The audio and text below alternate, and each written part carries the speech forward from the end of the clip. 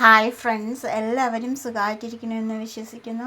ഇഷ്ടമായ ഒന്ന് ലൈക്ക് ചെയ്യണേ, സബ്സ്ക്രൈബ് ചെയ്ത് ഓൾ എന്ന ബട്ടൺ കൂടെ പ്രസ് ചെയ്യണേ.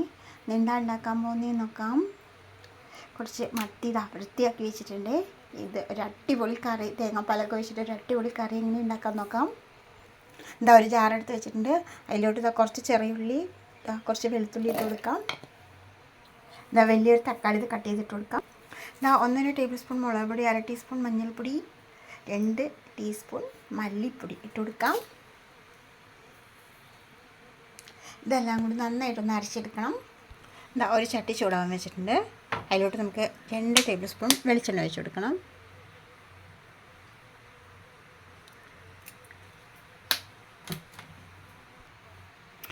അതിലോട്ട് ഒരു 1/4 ടീസ്പൂൺ ഉലുവ ഇട്ട് കൊടുക്കാം. 1/4 ടീസ്പൂൺ വലിയ ജീരകം ഇട്ട് കൊടുക്കാം. കുറച്ച് ചെറിയുള്ളി കട്ട് ചെയ്ത് വെച്ചിട്ടുണ്ട്, ഇട്ട് കൊടുക്കാം. ഇത് നന്നായി അരച്ചിട്ടുണ്ട്. ഈ അരപ്പിട്ട് കൊടുക്കാം.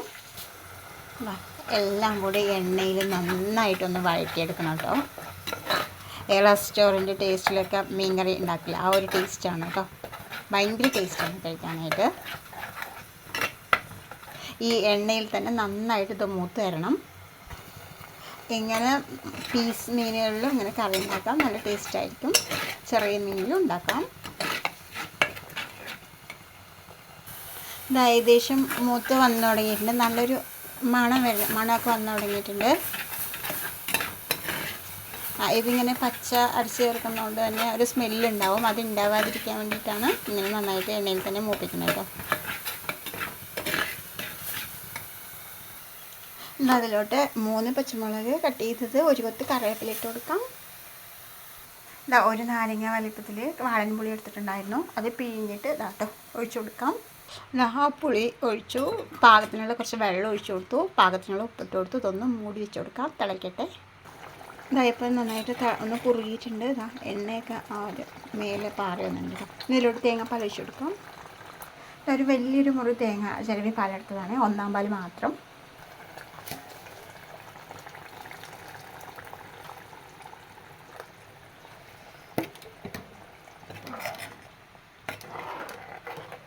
ഇതൊന്ന് തിളച്ച് വരട്ടെ.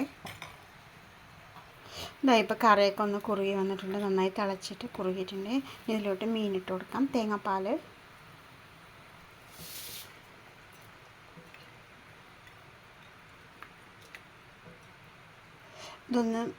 ഒന്ന് തിള വന്നാൽ മതിയാവും, അധികം വേവാനില്ലല്ലോ, കുട്ടി മത്തിയല്ലേ. ഒന്ന് തിള വന്ന് മതി, ഓഫ് ചെയ്യാം. ഇതിലോട്ട് ഒരു കൊത്ത് കറിവേപ്പില ഇട്ട് കൊടുക്കാം.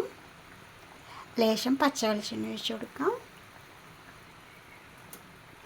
1 ടീസ്പൂൺ വെളിച്ചെണ്ണ മതിയാവും കേട്ടോ.